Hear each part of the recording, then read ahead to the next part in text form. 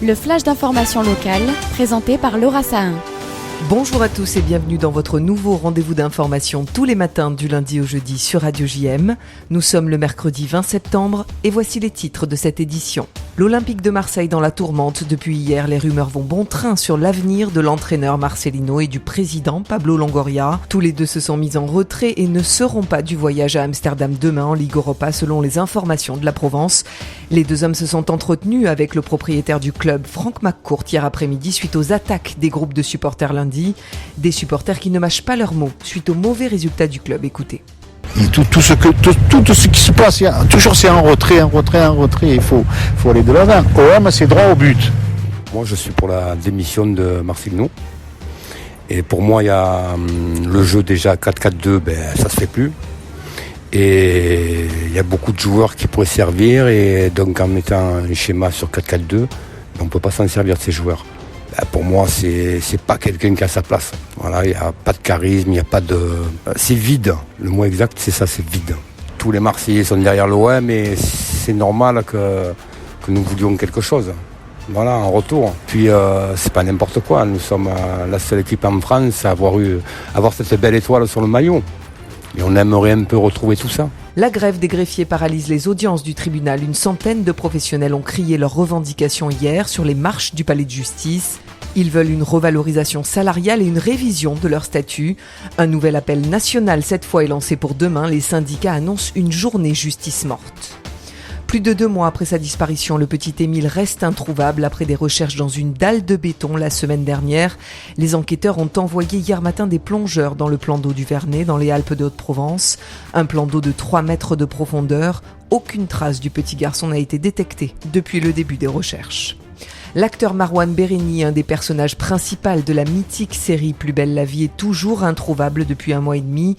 Hier, le parquet de Mâcon a annoncé l'ouverture d'une enquête préliminaire pour disparition inquiétante à la suite du signalement émanant de sa famille. Les investigations ont été confiées à la direction départementale de la sécurité publique de Saône-et-Loire. Le jeune acteur devait reprendre son rôle en janvier prochain dans la série pour TF1. Il est soupçonné d'avoir renversé une femme et son chien en sortie de boîte de nuit à Mâcon le 3 août dernier. La soirée de la 8e édition du grand opening de Made in Soft a eu lieu hier à l'esplanade de la gare maritime de la Major. Un événement qui a réuni 3000 décideurs du monde de l'économie. L'occasion pour nous de demander à Stéphanie Ragu, la présidente de Made in Soft, quels sont les enjeux aujourd'hui pour les entreprises si elles veulent survivre face à la crise. Écoutez-la au micro de Nathan Sperling. Vous savez, le monde évolue. On a démarré, nous, il y a 20 ans avec les softs.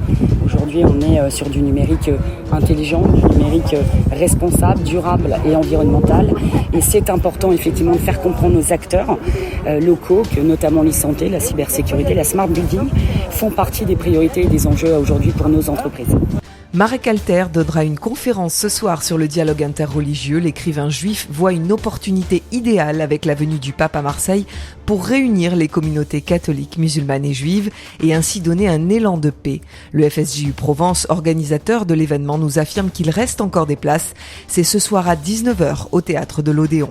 On finit par la météo avec un temps mitigé, 22 degrés ce matin et 21 degrés avec quelques gouttes de pluie cet après-midi sur notre belle cité phocéenne. Je vous retrouve tout à l'heure pour l'interview du grand rabbin de Marseille, le Rav Réhouven Ouana, dans notre case l'invité de la rédaction. Il nous présentera ses vœux et parlera de la cérémonie qui aura lieu ce soir à la grande synagogue Breteuil avec plus de 100 officiels attendus. C'est tout à l'heure à 13h sur le 90.5. Soyez au rendez-vous, Radio JM vous fait assister à cette grande cérémonie des vœux en direct avec une émission spéciale à partir de 18h30 sur votre poste ou votre application Radio JM.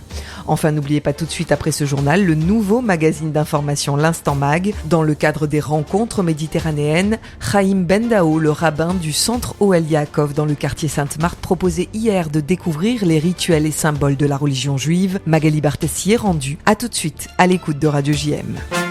Vous venez d'écouter le flash d'information locale présenté par Laura Sahin. L'Instant Mag de Magali Barthès. À jamais, quand tu as réussi et que tu es haut, ne regarde pas ton voisin d'en bas avec un œil d'orgueil, si ce n'est que pour lui lever la main, pour le ramener vers toi. Vous savez, les gens quand ils ont réussi, ils sont en haut de l'échelle, ils vous regardent. Comment on dit en anglais? Halia.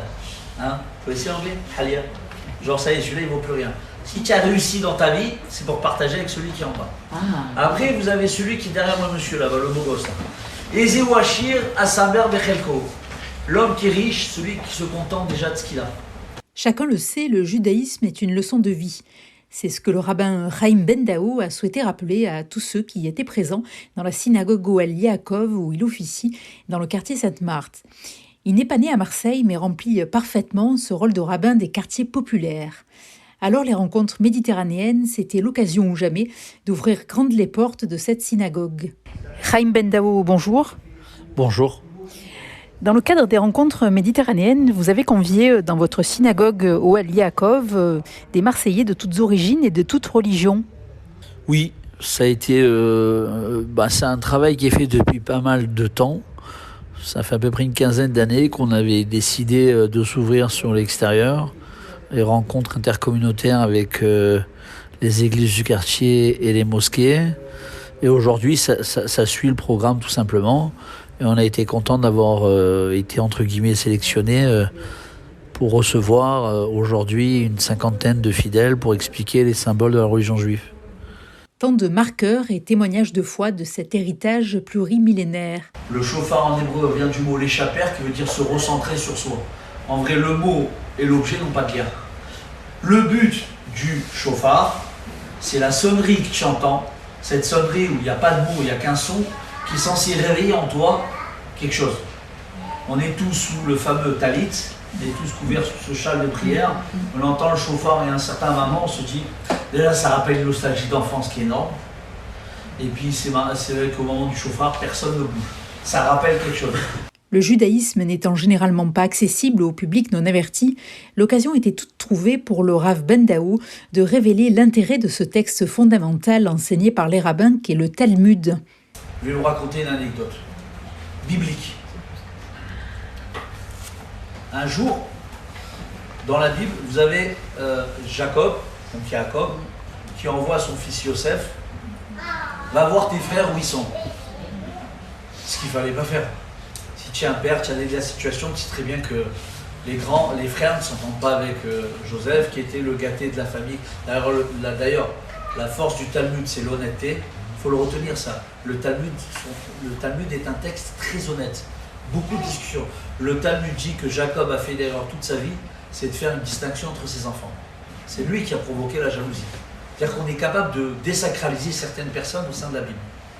En tous les cas, il arrive, et les frères disent, voilà, il arrive le rêveur, il est là le rêveur. Et à un certain moment, ils le prennent, et ils le jettent dans un puits. La Torah dit, le puits était vide, il n'y avait pas d'eau. C'est là que commence le juif à grand berger, s'il est vide, c'est qu'il n'y a pas d'eau. C'est là que le Talmud se met en marche. Le Talmud, dès qu'il y a un truc comme ça, ils sont dessus. Mais s'il est vide, il n'y a pas d'eau. Qu'est-ce que tu viens apporter? Il est plein d'autres choses. Il est plein de serpents, il est plein de scorpions, bref. Mais à un certain moment, ce qui se passe, ils le jettent dans le puits, donc ils balancent quand même leur frère dans un puits. Donc on imagine le frère crier, laissez-moi sortir, etc. Ils vont s'asseoir, c'est marqué dans la Bible, pour manger du pain. Il y a un frère qui regarde un autre et il lui dit, où on peut se laver les mains avant de manger le pain? Le Talmud, il dit, ça c'est extraordinaire. Tu viens de tuer un mec, tu cherches à savoir comment on se lave les mains avant de manger du pain. Ça c'est la force des gens. Et c'est le problème dans toutes les religions. Je suis capable de prier 8 heures, je ne suis pas capable de tendre la main à mon prochain. Pourquoi? Parce que ça demande de l'émotion. De l'émotion, de la curiosité d'esprit, c'est ce qui s'est dégagé de ces 2 heures d'échange, notamment sur la place de la femme dans le judaïsme. C'est écrit dans la Bible, au début, dans Bereshit. Il y a un avis qui est écrit au début de la Bible. L'homme et la femme sont nés dos à dos. Et puis après, il y a marqué que la femme a été créée de la côte de l'homme. Alors déjà, c'est pas de la côte, c'est à côté. Fausse traduction, on travaillera dessus pendant des heures. Mais on a préféré garder le deuxième niveau d'explication pour dire elle est en deuxième. Alors que dans la première, ils étaient dos à dos, ils sont censés s'opposer, ils sont censés les rassembler.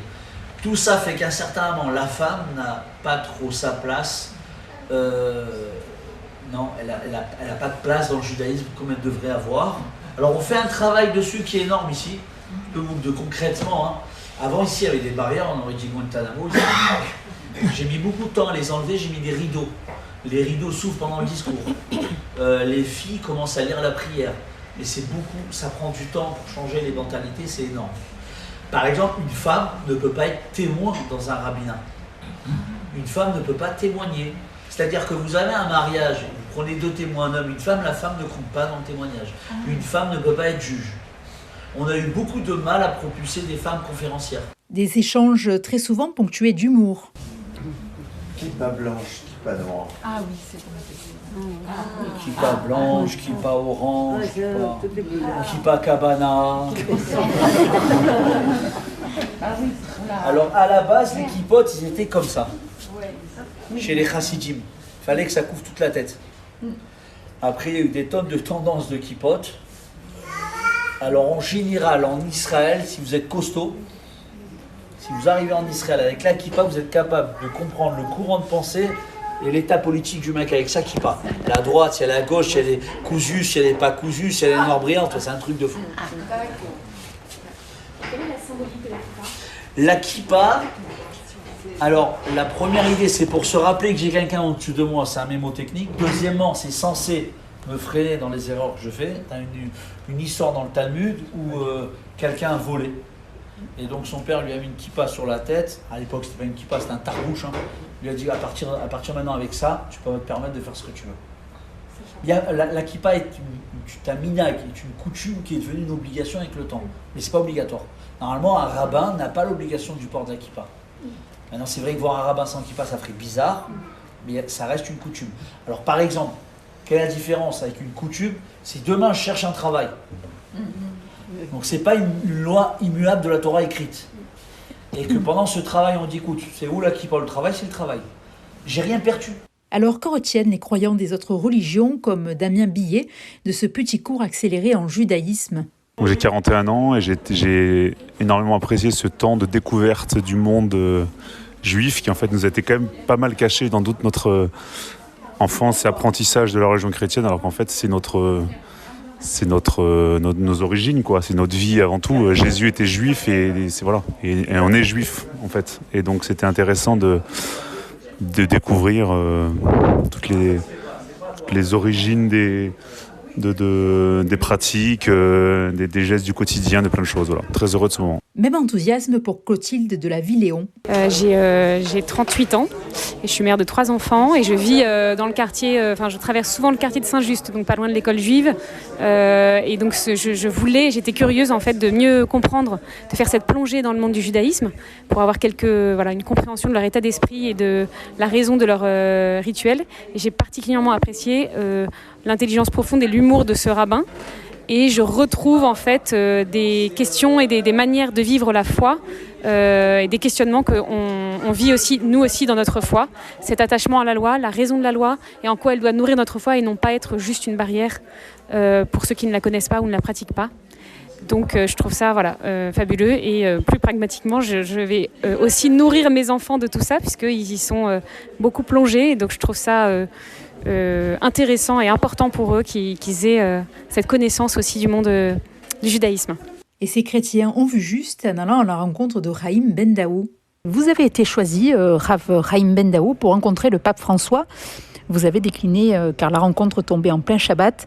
Choisir un rabbin d'une synagogue dont les fidèles fraternisent avec d'autres croyants n'était pas un hasard. C'est sans doute l'image la plus expressive de Marseille. Oui, c'est vrai qu'en arrivant à Marseille, il y a quelque chose qu'on ne trouverait pas ailleurs, c'est l'entente entre toutes les communautés. Et puis la venue du pape à Marseille, c'est un beau message pour toutes les communautés. Je pense que le stade Vélodrome sera plein, je l'espère, toutes les communautés confondues. Et c'est vrai que c'est avec beaucoup de regrets que ça se passe samedi. J'aurais bien voulu aller au Pharo pour pouvoir visiter, pouvoir parler avec le pape, tout à fait. Et des conseils de sa part, un mot, quelque chose. J'ai beaucoup suivi le personnage à travers les écrits, je le suis encore, un homme de cœur qui a beaucoup fait pour le rapprochement entre les communautés. Et l'une des priorités actuelles, selon Haïm Bendaou, est de resituer les textes dans leur contexte. C'est ce qui est essentiel dans le dialogue interreligieux aujourd'hui.